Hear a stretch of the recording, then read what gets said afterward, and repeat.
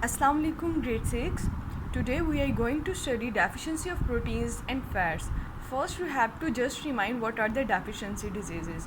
The deficiency diseases are those diseases that are caused due to the deficiency of any specific nutrients, and we have studied the deficiency of carbohydrates and overeating of carbohydrates. We have studied that when you take overdose of carbohydrates, a person can become obese. So now we have to study deficiency of proteins and fats on page number 18.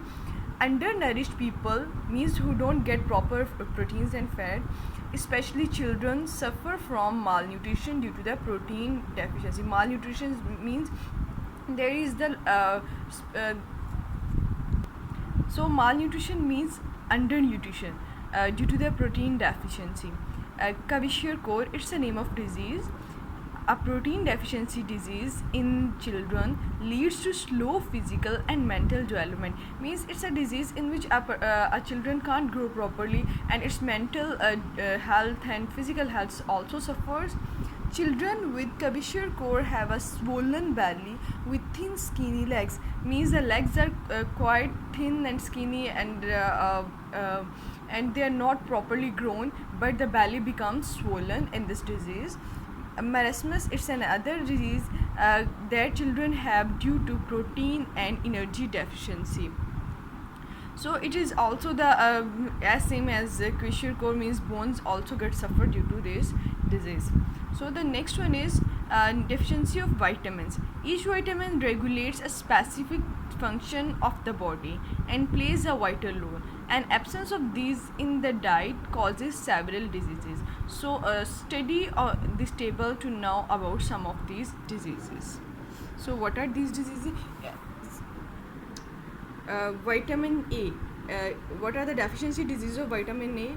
These are night blindness, means a person can't see at night, which is the inability to see in dim light. Number B, beriberi, it's a skin disease, retarded growth and anemia. Anemia is a lack of blood, or means lack of oxygen or iron in blood. Deficiency of vitamin C causes scurvy, which makes the gums swell up and bleed. In this disease, gums are continuously bleeding, and it can hurt also. Deficiency of vitamin D can cause rickets, which affects children's bones, making them soft and bent. Excessive bleeding, soft and bent, sorry.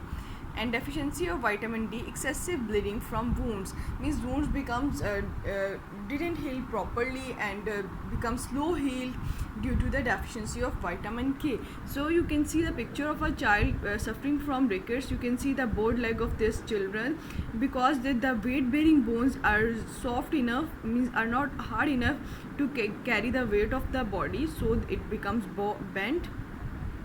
And this is due to the deficiency of vitamin D. Now we will see what questions can we solve from the exercise. So we have solved the first part of the question number 3. We find deficiency disease, give examples of any two it says diseases.